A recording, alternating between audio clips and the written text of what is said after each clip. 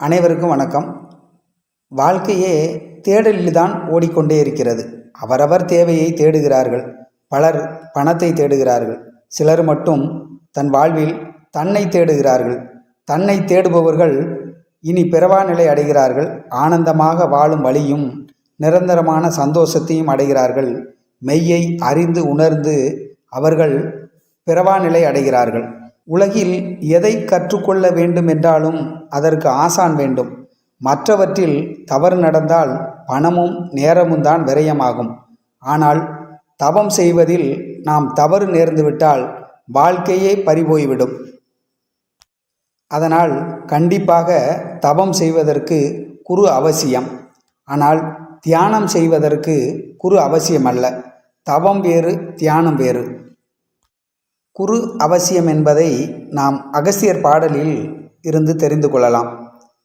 சரியாக ஆத்துமத்தின் கசட்டை தீர்க்கும் சர்க்குருவை தேடி போய் சரணம் செய்தால் அரிபாதம் காண்பிப்பார் அநேகர் உண்டு, அப்புவியில் அவர்களை நீ தேடுவாயே என்று அகஸ்தியர் கூறுகிறார்.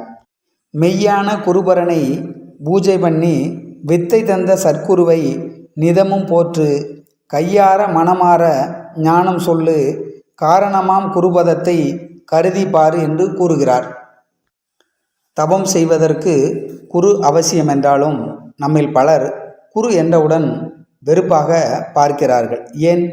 சில ஆண்டுகளுக்கு முன்பு சித்தர்கள் பாடலில் சிலவற்றை படித்துவிட்டு வெளிநாட்டில் உள்ள ஆராய்ச்சி நூல்களை படித்துவிட்டு ஆய்வில் இருக்கும்போதே ஆசிரமம் ஆரம்பித்து குருவாக வந்து குண்டலினி யோகா, வாசி யோகா என்று சொல்லிக் கொடுத்து பலரையும் இன்று நோயாளியாக்கி விட்டார்கள்.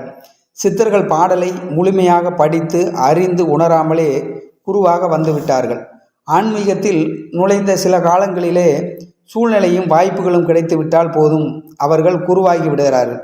இவர்கள் தவறான பயிற்சியால் உடல் நிலை பாதிக்கப்பட்டு பலர் இன்று துன்பத்தில் இருக்கிறார்கள்.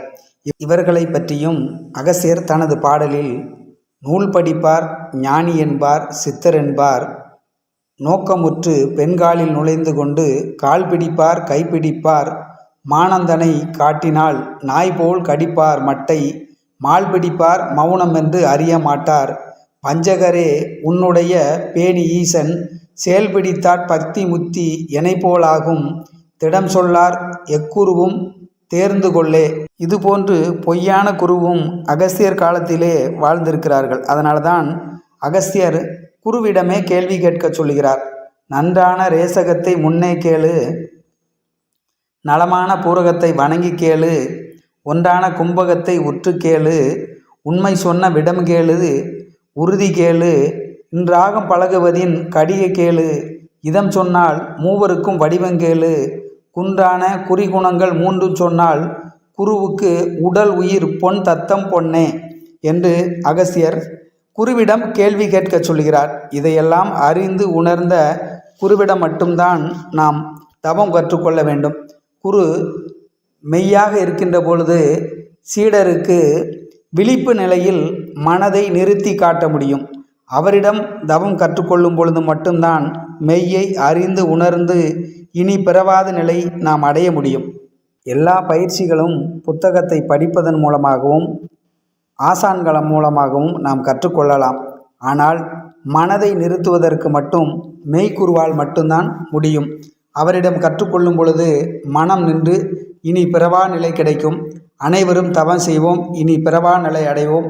நன்றி, வணக்கம். மீண்டும் சந்திப்போம். நன்றி, வணக்கம். சித்தர் பூமி சேனலை சப்ஸ்கிரைப் செய்து ஆதரவு கொடுங்கள். அதிகம் பகிருங்கள். சித்தர் அருள் கிடைக்கும். என்றும் இறைபணியில் சித்தர் பூமி.